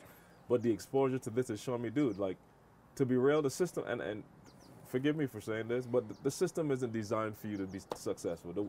The way we live right now, it's not designed. You going and putting yourself in $100,000 of debt to get education. You going to find a regular job. You can't pay that off for 30 years. It's not designed. So I'm saying the whole workers mindset thing for me, and I'm still going through the process. Like, I ain't fully out of it yet. I'm still doing a lot of stuff that I shouldn't be doing, but that is my blind spot. Like, wow, I'm realizing now that, man, I couldn't see that. But unless I transition from this, doing all this stuff, he just talked about it, doing all this stuff all day long, I don't have the mental clarity to sit down and come up with the ideas. I watched she come up with, and I ain't call the ideas out, but a couple of phone calls, and he got an idea that made more money than the ideas that I'm doing on monthly revenue. You see what I'm saying? Yeah. Like, just a couple of phone calls, boom, boom, boom, and boom, his idea. I'm just like, whoa. Like, that was revolutionary to me. Like, I just thought we had to always be doing this and keep maintaining this and juggling this to keep everything going. I'm like, dude, you don't have to do all of that. So just piggybacking from, you don't have to do that much. You work hard, get yourself in the right place, and then you got to be strategic and really think about moving to the next level, not work to move to the next level.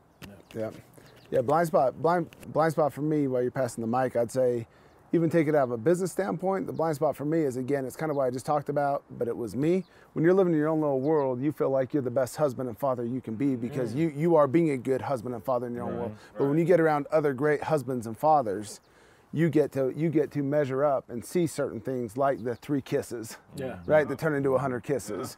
And just the little text, the Father's Day text, the flowers to Candace, the things of, hey, just holding each other accountable. I realized that I believe I'm a good husband and father, no question. And that is my whole world. But that doesn't mean that I'm always doing the right things. And so I've realized I've had some blind spots where I can be better at that. And we constantly keep each other updated. We'll have a group text going, and if Candace send me like a sweet text that's like, you're the best husband, I'll shoot it to them like, go on and check that out. I hope you see that. And I tell them all the time to do that with me as well. Hold on, I got something I want to show Carl. Let's see if I can inspire him real quick. Found a logo? You know what I'm saying? Hey. Oh, wait, it's done. Hey. It's done. He got it in the house. Oh, no. We ain't playing with it. No, it's Oh, up. man, Yeah, let me I see. ain't playing no Let me game. see. Yeah. Let me see the logo. Hey, I ain't got Next podcast. Let me see the family logo. Pass it on around. Yeah, pass it around. You know what I'm saying? Put it up. You know what I'm saying? I usually don't do this. You know what I'm saying? No, I know that looks awkward in the one bedroom. Hey, y'all, I got to step the king legacy. We got to step our game up. The Queenies are doing it. Hey, my blind spot. I don't have one of these in my house. That's my blind spot. Come on, Josh, step it up. That's my blind spot. So I know, and I know it's tough to fit that in a one bedroom. Efficiency. You feel me? You know what I'm saying? You feel me? But it's on there though. Last thing I want to talk about before, how much time we got? What time? Hold on, I gotta get mine. Yeah, I was gonna say, does he get his blind spot? See, He got all his whole life is 99%. blind. 20 of them. Let me just get one. But well, how long you said? 11, yeah. All right, cool. you know, for me, Josh, and this is why I think it's so important for people for real, get in the circle. Yep. You know, I realize that, you know, it's okay to look out for yourself. Mm-hmm. You know what I'm saying? Like I put in a lot of work for the world. I blessed the world. You know what I'm saying? If I stop today, I probably bless the world more than the average human being is going to bless the world. Yep. You know what I'm saying? And it's like the last, you know, however many years I got, like it's okay to go gorilla. Mm-hmm. Like it's okay to go beast mode. Yep. Come on to Like the it's dark okay. side, player. Yeah, I'm just saying it's okay. You know what I'm saying? And I feel like, for real, I'm at a point where I feel like God will say to me today, well done, thou good and faithful servant. Like what I call you to do, you took it and you ran with it. But now I need you to look out for you. You know what I'm saying? In a way that nobody else is going to look out for you because it's you. You know, and I think when you do what I do, you make the mistake when you're younger of thinking you pour into all these people, they're just going to automatically turn around and pour into you. Nope. And it don't work like that. Not even in a bad way. But nobody even knows what you need, first and foremost. No other human even knows what you need. They're not in you to know what you need. You know, so there's just certain opportunities that I would be like, nope, I'm not going to do that because this is going to take me away from being a servant. And it's like, yo, you served enough.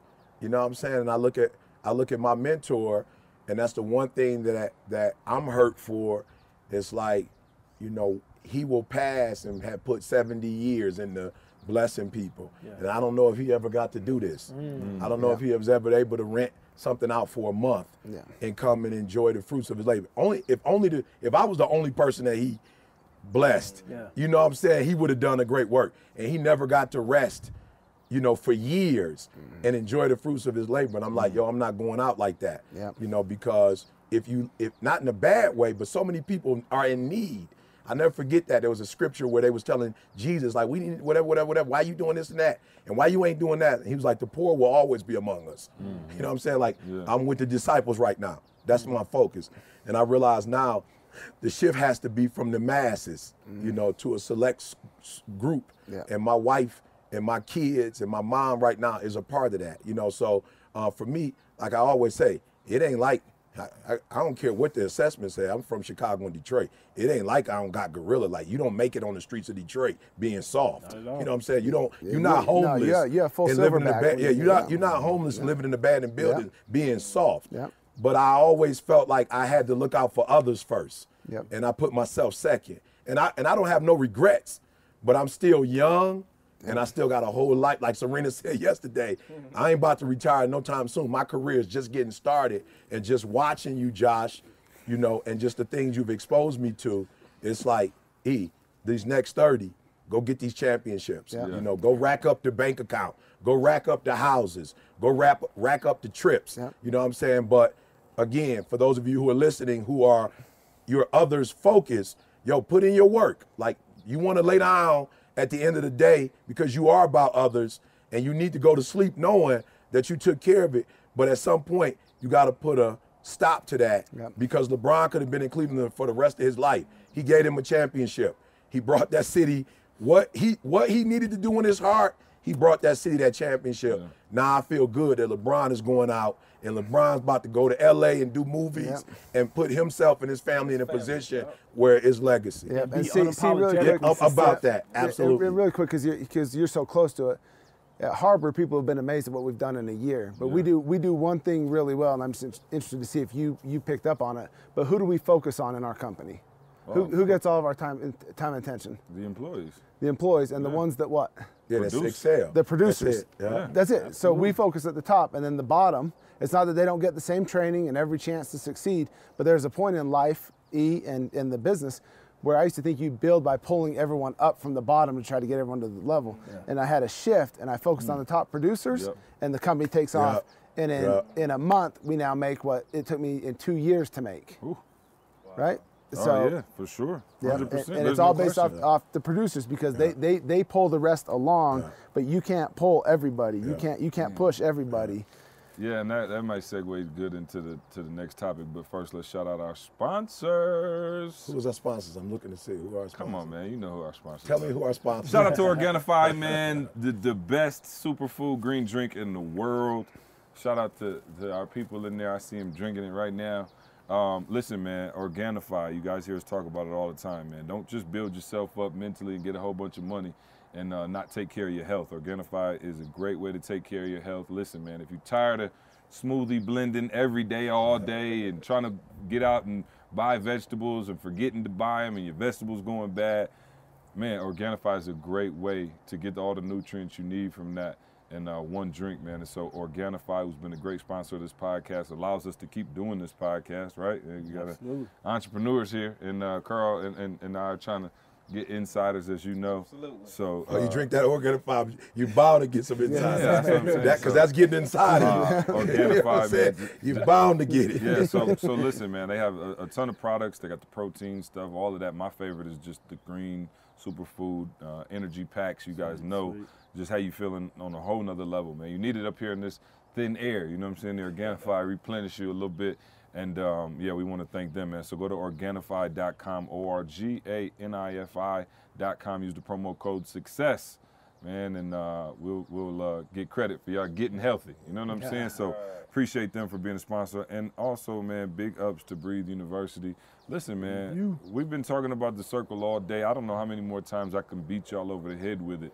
But real quick, while you're talking Breathe University, if you don't mind, just you've heard about the mastermind a few times. I just want to throw out really quick. Yeah. People want to check it out, right? Because people are probably saying, what is this? What are they even talking about? Yeah, for sure. So if you go to, just to everyone that's listening, if you go to masters.game and go, and you have to have a code, so you have to have a password because it's invite only, but we're going to put out the code right now. But code 120, so masters.game, code 120. If you want to read about what we're talking about and apply to be in this, apply to be in this circle. Make a decision. Sure. Make a decision. Study long, study wrong. And listen, man, this is not a conference, so this is not like 200 people. This is a very select group. So yeah, thanks for reminding me, Jay. Masters.game, passcode. When you get there, it's a password protected 120. And there's an application. This is an application process. We want to make sure we got the right group of people, and that doesn't, necessarily mean you got to be making $100 million, but it means you got to be the right type of person. And so, yes. And also, man, BreatheUniversity.com. As always, man, we want you to join us at Breathe You. Listen, man, this is the circle right here. Man, I swear to you, in life, man, I look at Jamal, who was just like a BU student. You know what I'm saying? Like, you just in BU. His family's in BU, and I'm like, man, here's somebody who making millions of dollars, great relationship, great father, great husband, and all of that, and then he's in BU. Right. And you out there. And you not. Right, and you can spend what's the highest level package? $200. $200, and you can spend $200 That's the highest a level. month. The highest. The highest level at 200. And you could spend to get around. I'm about to go gorilla though and fix that. Yeah, before he goes. I've been hearing a lot of 7-day free stuff. I'm like, okay, we got to start cutting some. We got to get the riffraffs in that cost at the free bro. So So I mean, it is a great time to join. What do we? Don't close your ears. But do we have any promo stuff going on? Always. Let me get it. Yeah, no, oh yeah, sorry. Yeah. He won't give him the mic to say the promo stuff. I'm tired of this promo stuff. Hey, right now as we speak, our Thrive membership is 50% off your first month. So what are we talking about? Again, no contract, guys. No contract. You can literally just pay $100 for the first month of B. You get exposed to everything we got. I'm talking about. We do a Sunday call. E leads out on the Sunday call. We do a Thursday call. That's an entrepreneurship call. I'm telling you, get access to all this. Jamal is on the call. Mom, what's Josh the first is on thing you call. say when they come to you and be like, "Oh, can you help me get in real estate?" Are you in Breathe You? Bottom line, Guys, what you paying for is it's the exposure. It's the exposure. You know, it's the exposure of listening to E. You know, talking with C, Carl, Josh, myself. And everybody else amongst the group, everybody is doing something. And you can't put a price tag on that exposure you're getting. I was a member of Breathe You, and now I'm sitting out here in Utah. I mean, just don't really grasp that. I mean, I go a little bit further than being a member of Breathe You. I was just in a squad car, bro, patrolling the streets of Chicago. Now I'm sitting next to the greatest motivational speaker in the world in Utah. With Darren running around, man. She said thank you. You know, it's about exposure. I've never been called that, but it's the first for everything. You know, I'm sitting next. I got you know, I only get your due. I only had one brother, Jamal. you know, one birth brother. Yeah. And to your credit now, I got another brother. Yeah. I got another brother. Yeah. I got another brother. Yeah. You know, I got another brother right here. So it's you just can't even put a price tag on it. Join BU, sit on the mountain. You know what I'm saying? That's the new campaign slogan. Views. Yeah. So yeah, breatheuniversity.com, promo code. no promo code. No Just go promo to the code. site Oh, just and go to click the site. button. Go to the site, click the button. All right. Make it easy, huh, Carl? Yeah, Make you've it been easy. jumping in and out. Hopefully, we've convinced you to do that. And shout out, as always, I will never not shout out our current BU members who already know what's up, who are, man, just rocking it out, man. Meetups. Game changers. Everybody, Masters of man, the who rock game. with us, And man. that's where all these programs started from. Our current BU that just needed more and more and more. Yep, Yep, exactly. and the growth. No, Yep. 100%. Yeah, no. And so, And it's some more BU like I folk said, in the back on no camera. doubt. Beast Yeah. Mode, And media. and They ask were them- just and ask them how they got into the squad. Justin Yeah. Stu. Yeah, right. Yeah. The whole. That's why I said, man, we organic if nothing else. We don't go out and headhunt like high level talent. We get it right from BU. Yeah. So Homegrown. sign up today. All right, cool. So this is my last thing, right? And I just want to kind of. Last thing. No, last. Okay. Before you give the nugget of the day. Okay. Or maybe I should have said some of the greatest motivational speakers. Yeah, you right, yeah. Thanks again, man. In the world. Sex in the middle. And that's global. He's not referring to just local. Right. Not No, local. world. There you You go. weren't there. You didn't get there till 10 yesterday. From 9 to 9:30, it got explosive. Right. You know what I'm saying? It got real. It's on tape though, y'all. Oh, yeah. And if you get in BU, Yeah, we'll show you you the can hear for free the #1 motivational speaker in the world. All right. So y'all gotta help me, and I'm you've already helped me, but I do want to, and this is, I know y'all think I'm about to say something silly, but it's actually serious. And I always had to tap dance around this because I don't really know how to say it, you know, because, man, you know, we talking about all this success and, you know, probably all of us, you know, are doing better financially than you dreamed of, you know, and now that you dream even further. It's kind of like you go as far as you can see, and then once you get there, you see further, right? And so I got to thank these two especially for helping me with that process. And I joke all the time. I mean, obviously, it's the running joke on the podcast, the one-bedroom efficiency. But in all seriousness, we've been blessed, right? It's a nice house, you know, and, you know, it is. It's nice. I don't even like talking about it. I swear, because I joke a lot, but I don't like talking about my stuff. I don't do that. You know what I'm saying? Like, I don't have IG, and I'm not trying to, you know what I'm saying? And not that it's a bad thing if you do. I'm not even saying that. I'm just saying, like, I'm pretty private in my private life. And, you know, it's a nice house, right? Y'all all everybody been there now, but Nikki came through, you know what I'm saying? Nikki. And so it's a nice crib, right? So not the issue, I guess, man, like being where I'm from, even like with family and like people coming down, like I think I told you, I had, you know, for a while I had a little bit of survivor's remorse, a little bit. Yeah. And I was like, man, I don't want to seem like I'm throwing it in people's face. Right. I don't want people to come down and feel like, oh, like somebody called me the other day. I don't know who, maybe my mom or something, took some pictures and showed somebody or something. I got a text that was like, oh my God, your house, and da-da-da-da. And I was like, whoa, it felt weird. And I remember these two in the multitude of counsel of safety, and I called these two, because I already know E was about to be like, right, get over it, buy the house, you know what I'm saying? But I called these two, and I asked, you know, their, you know, just opinion or advice. I don't know what I was asking. I was just like, hey, here's the house, whatever. Shout out to Maul for coming through the inspection. You know, Josh and I had several conversations about the house and stuff like that.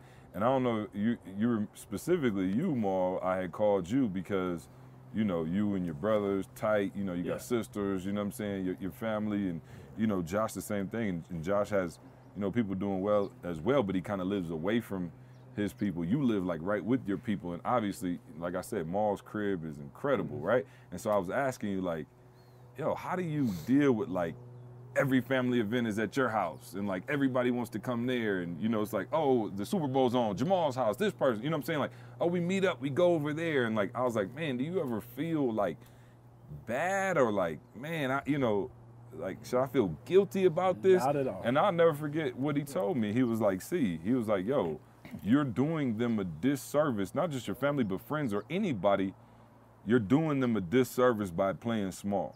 Like, if you get a house that's like makes them feel good, they're never gonna feel like they gotta grow. Yeah. Like, they're never gonna, like, if you just, you know, get a crib that's like, okay, they're not gonna come to your house and be like, man, I gotta step my game up. And when you told me, you were like, yo, my brother upgraded his life, his family, and like, when I got that house, it was like everybody was, they were shocked, right? They were definitely had that, whoa, but then everybody kind of raised their games, you know what I'm saying? And so like I said, man, I've been blue collar conditioned my whole life. You know what I'm saying? Like, I remember going out to like houses that were like 200,000 and I remember going to your house in Saddlebrook and being like, dude, he balling.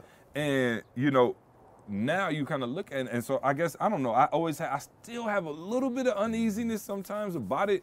And I guess I'm getting over it from, you know, what you guys have shown me. And Josh, obviously, you know, he doesn't talk about his house either, but Josh got an incredible house, like, on the golf course. And when I say on the golf course, like, you can hit a shot off the back porch. Boom. You're on the back nine at Josh's house. Yeah, no, I'm You're saying. on the back nine. Yeah, no, and you know, you guys have been instrumental in helping me feel okay, you know what I'm saying, about buying the house and having, you know, a big house and those kind of things. And so I just wondered if you ever went through that phase. And I know, Mark, I kind of know what you're going to say. Josh and I never really talked about this in that particular light, you know, but Josh, you know, your mom does pretty well. And, you know, you have a few more people probably that are doing decent around you, you know, that you don't necessarily have to worry about it being maybe like show-off-ish, you know what I'm saying? But, like, I do wonder kind of how you feel about that. Sure. I'll take it first, Maul, because I think you can probably talk a little more applicable to the situation with C, just because the family's closer. But what I will say is, you have the opportunity, and I think I mentioned this when we sat on your back porch that first night and talked about when we came to visit the house, but you have the opportunity to show Trey and Avery what's possible and set a new norm. Yeah. So why it's weird for some of your family, and I say weird not in a bad way, but they just, like, your mom freaked out because the price tag on the house, what are we doing? You can't expect her to understand it because the price tag is going to be 10 times the cost of her house. It just, so you can't understand it. But by setting the new norm, Trey and Avery now know what their new norm is, and then that new norm will go generationally deep. And when that happens, it changes the whole course of everything. So I'm trying to show my kids what's possible through entrepreneurship. Whether they want to be entrepreneurs or not, they need that spirit. And it's a new norm. See, what happened was, and I think I mentioned this at one of the conferences, but when my dad was in prison, people would walk up to me and they'd say, hey, my parents said your dad's in prison.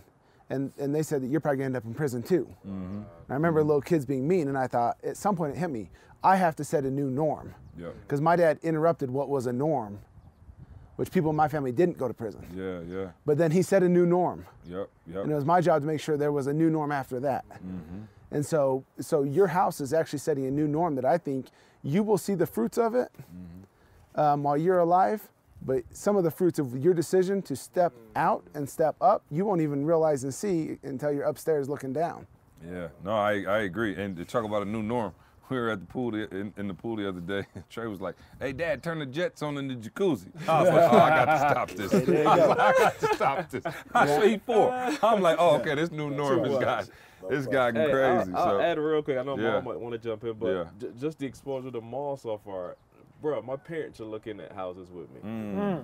Like, my parents retired, and this was it. You know what I'm saying? Like, they retired, and they was like, all right, let's just wait it out now. You know what I'm saying? Right. No, my parents, my mom, I'm talking about, she looking at me, she asking me about listings. Nice. And my dad is as secure, you know my dad. My dad is as secure and disciplined as all get out.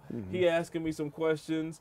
My dad's like, yo, we thinking about looking at another house. I was like, don't even do that. Like, you buy a house and let that buy your house. Like, I'm just saying, like, this is just direct. So immediate. I'm saying immediate. Like, I just got one property, and immediately I'm playing Monopoly with my kids, and they're asking me about rentals. And 5 and 3 years old, Josh. Yeah. And Maul set a new norm for you because, God forbid something ever happened to Maul, he passed you a skill set and the knowledge of how to do something. Yeah. And so Maul actually passed along a new norm to you. To my whole family now. And the thing about it, man, the thing I love about real estate, and this is what I talk to so many people from with BU, is that what Carl just did, I don't even think you can measure that in dollars. You know, this property is going to net him every single month. What is going to net him, not just for the next 5 years or until he pop his ACL or until he get fired. No, for the rest of his life. And then if something happens to him, it can go to his children and net them that same amount for the rest of their life. And then they can pass it on. That's generational wealth. And that's why I was saying, man, when you was talking to me about the house, I'm like, bro, you have to do this. How will they ever know it's possible unless you show them? You got to show them. We look, me and my wife, we very humble. We didn't need, everybody always talk to us about, man, did y'all really need 18,000 square feet? And a lot of times we say, we bought this for y'all. So you could come and see what's possible. I remember when I was telling you about my friend played in the NFL and I went to visit him, it blew my mind. It showed me what was possible. And me and my wife, Camilla and I, we were like, if anything ever happened to us, we want the next generation, our grandchildren, to know, like, this is possible. We don't want them to go back to that kind of mindset where it's like, oh, I'm just going to play it safe. I'm just going to, live within my means. No, we want to show them that, hey, this is what Grandma, great-grandpa Jamal started. This is what they did. This is what's possible. And if they can do it, we can do it too. Great-grandpa Jamal was a Chicago police officer. And he was able to amass a fortune. All right, man. When's the real estate course coming, man? Yeah. We're working on it. Shout out to BU. You better get in BU now because the course is underway. So I just wanted to say one last thing. And to Carl's point earlier, the system's not designed for you to succeed. No. It's not. So if you don't set those new norms, you're going to be trapped in a system of what you think success is. Well, what's crazy is the system, like as a police officer, the system tells you what kind of house you could live in. That's it. What community you could live in. It even tells you when you can vacation and where you can vacation. That's right. Control. No control. Right. It tells you what That kind doesn't of sound school, like the American dream. what kind of school your kids can go to, what you take can ownership. afford, because this is what we pay you. So this is the only That's type all of you can school do. you can afford to send That's your it. kids to. Which means that this will be systemic. So that's the challenge. That's the challenge. So we're not talking about it's just happening to you. It's about to happen to 50, 60 generations. And, Exactly. And inflation's going up. The system's not getting any easier. So, unless something changes with somebody's mindset, y'all gonna be having it, whatever this is, Everything. gonna get used to this. This is even the type of food you're going to eat. That's it, bro. This is That's it. it, bro. This is the type of health care you're going to get. Bro. It's deep. Bruh. Don't get, It's deep. Hold on. Let me cut the podcast out. Because we're about to go another 2 hours. It's we deep. about to go another 2 Oh, hours. all Let me, day. let So me see, go. you got to do what you got to do to let them know what's possible. I know. I appreciate it. And I got it. You know, like I said, I definitely I want to say got this it. though Yeah, go for before it. you move on. For those of you I'm who are about to listening, end. I ain't moving on. Oh, you ain't moving on? Okay. Because he's gonna move on. It's gonna be a last. Oh yeah. It's gonna be a last. But for I want to speak to those of you who struggle with what I struggle with, and I love my wife, you know, and I have to value Dee Dee because when we do something, Dee Dee's not on others. Dee Dee ain't thinking about what they think about what we doing. You know what I'm saying? She's not on that.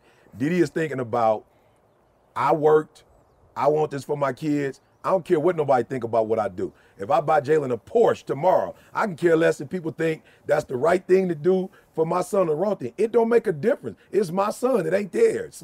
I'll carry him for 9, 10 months. I don't care what you think. Right. I don't care if you like it or you don't like it. It's my son. So I can do with my son and my daughter whatever I feel like. I want to pay for them to go to school. I want to pay for them to have a car while they on campus.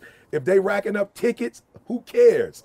Go, Eric, go pay for the tickets. But I want them to have a car. You feel me? And I value that in Didi. I know there's a balance, but God bless us not to have 2 people in the house who own others, you know? Yeah. And so Didi's thing is bump that. So I just want to say to those of you listening, like, for real, it's some stuff that you have to do for yourself.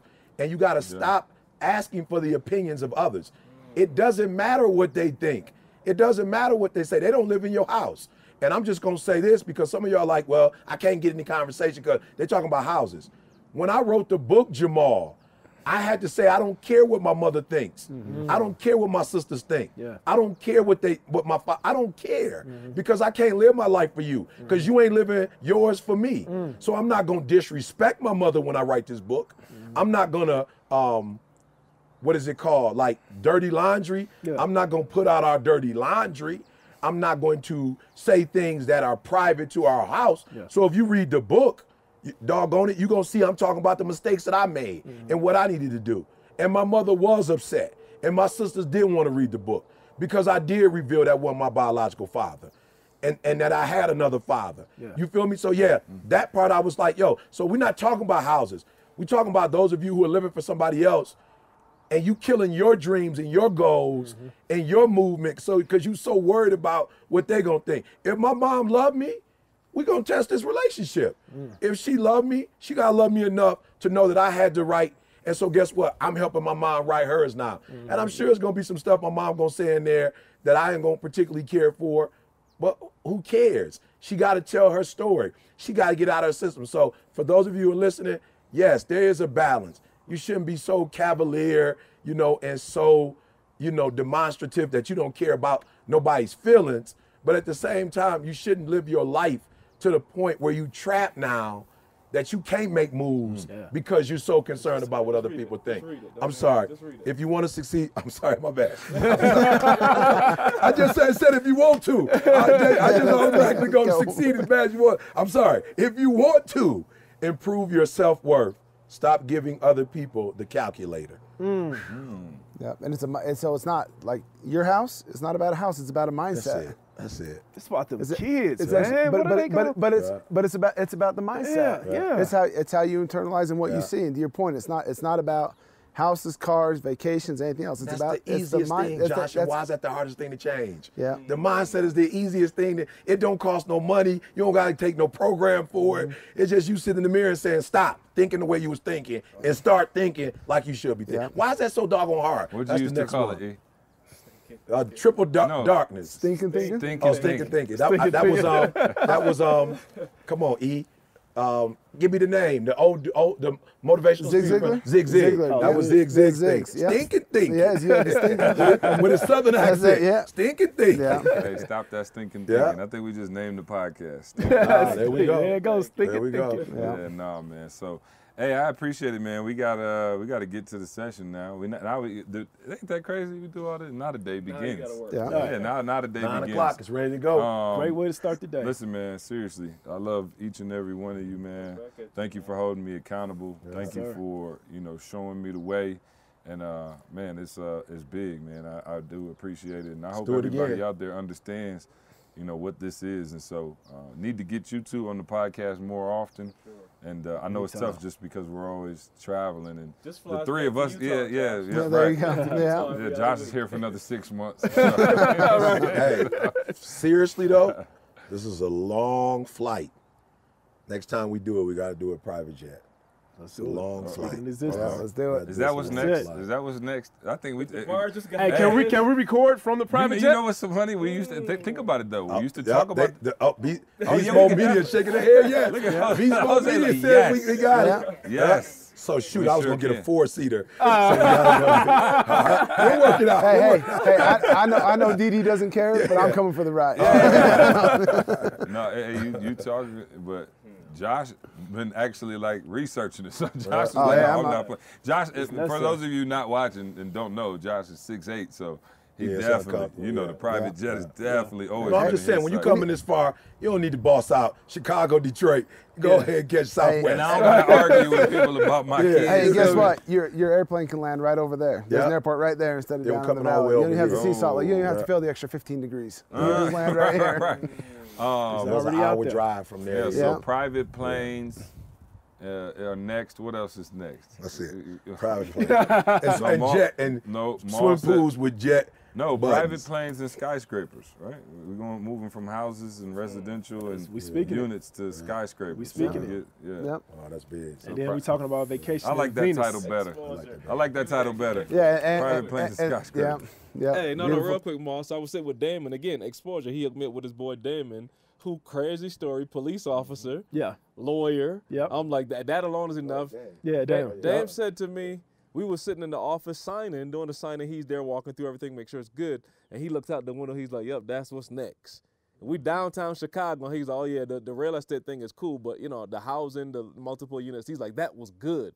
I'm looking at these skyscrapers now. Like he said, again, exposure. He said it right to my face. I'm like, whoa. Like I'm just thinking deep on one property. And my man is like, yo, I'm looking for downtown skyscrapers. I'm like, yeah, exposure's everything. Got the nugget for the day? I always want to, you know what I'm saying, Ma? I'm just saying, they hear from me all the time. You here, Josh is here, so I always want to sit on the bench and watch your alley-oop. I just want to see the alley-oop. You sitting next to the greatest motivational speaker in the world. Here we go. Here we go. Yeah. Sitting that close to CJ. You should have something. Nah, y'all, but hey, just what we've been saying before, just to stay on that exposure thing. I mean, guys, look where we're at. Look where we're at. Like I said, just a few years ago, I was riding around, sitting in a squad car. Sitting in the squad car on the streets of Chicago, man. And now I'm sitting next to my brothers right now. I'm sitting next, like they said, on 300. Yeah. My man Josh to the right of me. He got my back. When I'm weak, Josh is strong. Yeah. My man CJ, my brother CJ, sent to the left of me. Always strong. Always strong. Always strong. And when I'm weak, he got my back. I got Carl and E in front of me. Same thing. So surround yourself with like-minded people. Yes. Surround yourself with brothers that you got their back and they got your back. And y'all keep moving forward and dominate the game, because that's what we doing right now. We dominating. Yeah. No retreat, no surrender. That's right. Yeah. And that's what we talking today. about talk. Come on. Hey, love y'all, man. We about to get busy. Let's go. We'll see you next Hey, make week. sure you watch the video and see kissing. Love y'all. I want you to focus on here right now. Don't you worry about when you get home. You concentrate on this opportunity. You don't worry about tomorrow. You concentrate on this opportunity.